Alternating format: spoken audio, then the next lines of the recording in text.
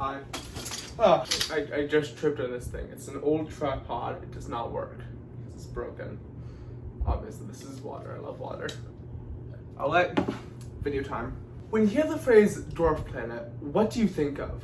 I would guess that you immediately jump to Pluto, which honestly is understandable. After all, it is like basically the most famous dwarf planet to ever exist. While Pluto is by far the most famous dwarf planet, it is not the only one that exists. Today, we are going through the 5 dwarf planets of our solar system that we're aware of, in order of discovery, learning what makes each of them unique along the way. This is Ash's vlog. Let's begin. Alright, so what even is a dwarf planet? What does it mean to be a dwarf planet rather than just a planet? Essentially, a dwarf planet is just like a planet that doesn't necessarily clear its own orbit. Under this definition, there are currently 5 dwarf planets recognized by the International Astronomical Union, or IAU. These celestial bodies go as follows: Ceres, Pluto, Eris, Haumea, and Makemake. I don't know if I pronounced Makemake right, but we're gonna go with it. There are a few other more debated and less recognized things that could theoretically fall under the definition.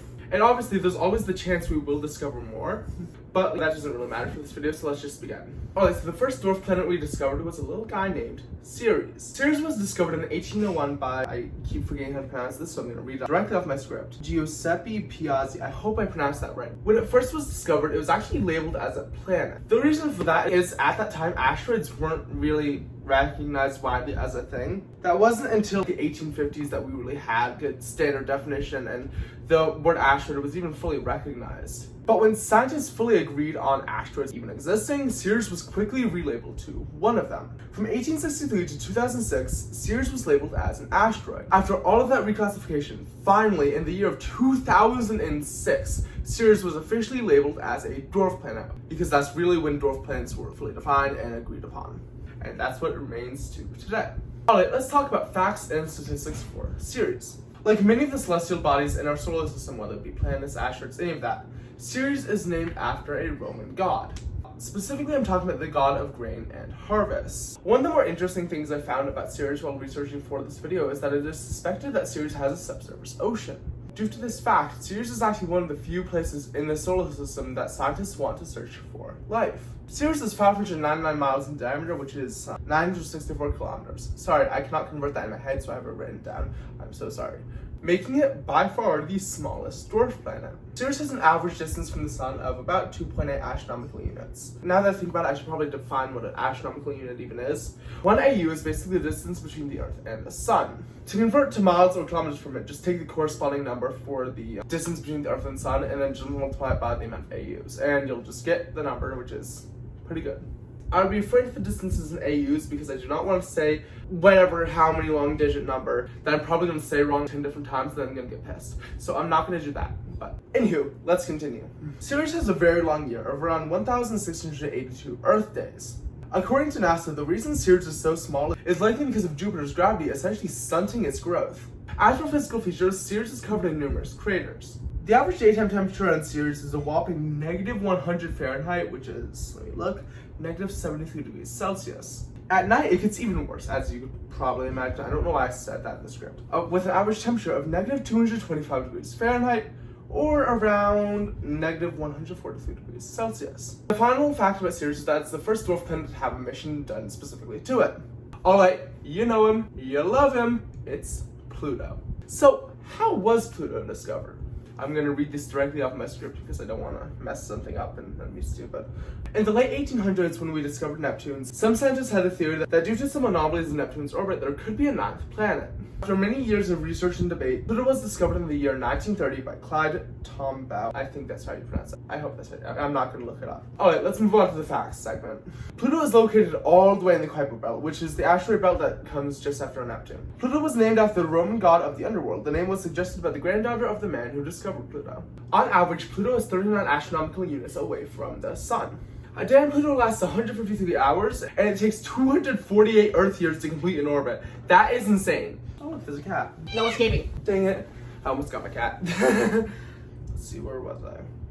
Pluto is really cold, with a minimum temperature of -387 degrees Fahrenheit, which is around -233 degrees Celsius.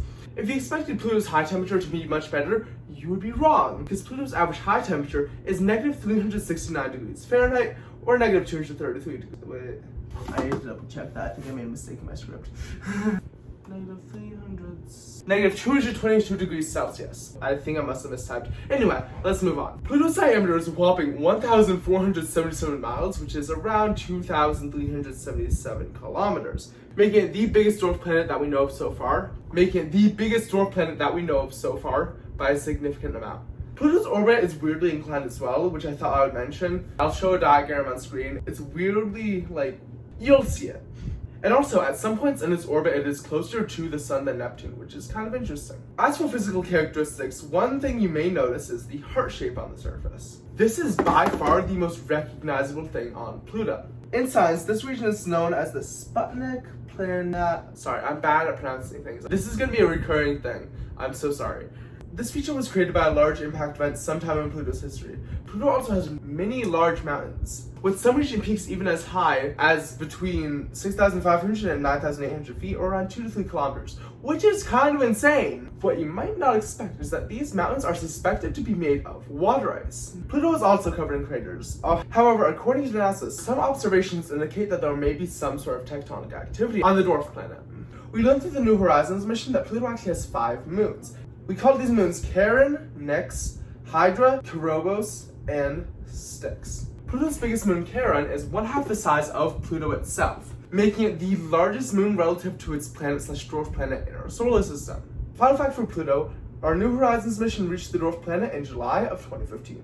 Let's go on to Pluto's demotion, which is honestly probably the thing you know Pluto for. So let's talk about that. After discovering more similarly sized planets in our solar system, the IAU, also known as the International Astronomical Union, concluded that because Pluto did not clear its orbit of asteroids and debris, that it was not in fact a planet, but a dwarf planet.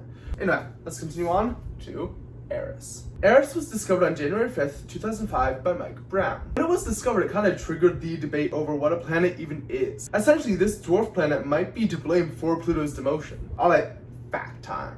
Eris is located in the Kuiper Belt. Eris has a diameter of 1,445.3 miles, which is, in the metric system, 2,326 kilometers. It's around 1/5 of the width of the Earth. On average, Eris is around 68 astronomical units away from the Sun. 1 year on Eris lasts 557 Earth years, which is actually bonkers to me. It does have a similar day length to us though, with theirs being 25.9 hours. Eris has a small moon named Dysnomia, which is named after the Greek god of lawlessness. And Eris itself is named after the Greek god of discord. And by the way, that's not referring to the app, it's referring to the word. Anyway, Eris has a similar surface to Pluto. It's also extremely cold, only reaching up to 359 degrees Fahrenheit or negative 217 degrees Celsius, and dropping down to negative 405 degrees Fahrenheit or negative 243 degrees Celsius, which is pretty extreme. Honestly, not gonna lie. Because this planet gets so cold, when it reaches its lower temperatures, its atmosphere literally freezes. Its atmosphere freezes and falls down as snow. That is insane. That is, and no missions have ever been sent to Eris. Time for Haumea. Here's a funny story. For the longest time, I would add an extra Mea to the end of it. I'm pretty sure it's because of the other object that has a similar name. I'll put it up on screen. I forgot what its name is exactly right now. But yeah, I used to call it Haumea Mea. It's not the name, it's Haumea. But, continuing on from that. Anyway, how was Haumea discovered? Well, that's the problem. The discovery is kind of debated. There are 2 teams who claim to have discovered it first. All I could really find definitively was that it was discovered in Spain. Anyway, let's jump straight to the facts. Haumea is located far out in the Kuiper Belt. The dwarf planet has a diameter of 1,080 miles, which is around 1,740 kilometers. In terms of distance, Haumea is 43 astronomical units away from the Sun, and it's very cold. In fact, sunlight takes 6 hours to reach Haumea. It's insane. The name Haumea comes from a Hawaiian deity, which I think is honestly quite cool. I mean, we usually just see Roman and Greek stuff, which I think is cool that we're seeing different stuff. But nonetheless, let's continue. A year on the dwarf planet is as long as 285 of our own. Haumea spins really fast, and it might be because of an ancient impact event. In fact, because Haumea spins so fast, it is actually shaped more like an egg on its side than a regular dwarf planet or planet. Haumea has 2 moons that we know of. And obviously, both are also named after Hawaiian deities. Haumea also has rings, which is special because it was the first thing in the Kuiper Belt to be discovered to have rings. Finally, Haumea is believed to be coated with ice. Final dwarf planet time. Let's go. Makemake was discovered in March of 2005 by Emmy Brown, C.A. Trulijo, and D. Rabonowitz. This discovery heavily impacted debate about what a planet / a dwarf planet even is, and is one of the main reasons why Pluto was demoted. So take with that what you will. Alright, fact speed round time. Not a lot to talk about because there isn't a lot of info online at the moment. I don't believe there's that much research going into this planet. It's really unfortunate, but you gotta do what you gotta do. Makemake was named after the Rapa Nui god of fertility. The dwarf planet has a diameter of over 900 miles and takes, forgot to write down the conversion there, 1 second. 1,400 kilometers. Sorry, I need to do that every time. And it takes 305 Earth years to go around the sun once. It has a similar day to what we have on Earth, being around 22 hours. Makemake has 1 confirmed moon. On average, the dwarf planet is 45.8 astronomical units from the sun. The object's surface temperature is around -400 Fahrenheit or -240 Celsius, depending on which one you use. Alright, so what did we learn? I'm bad at writing conclusions, okay? We learned that dwarf planets are absolutely sick and we should focus on all of them rather than just Pluto. I think they all deserve the attention that Pluto gets. We are still discovering more, as I mentioned at the beginning, and there's a chance that by the time you watch this video, in like 10, 20 years, if anyone ever watches this video, that's the real question, that we will have discovered more. So that's cool. Oh yeah, and also, you remember, justice for Pluto!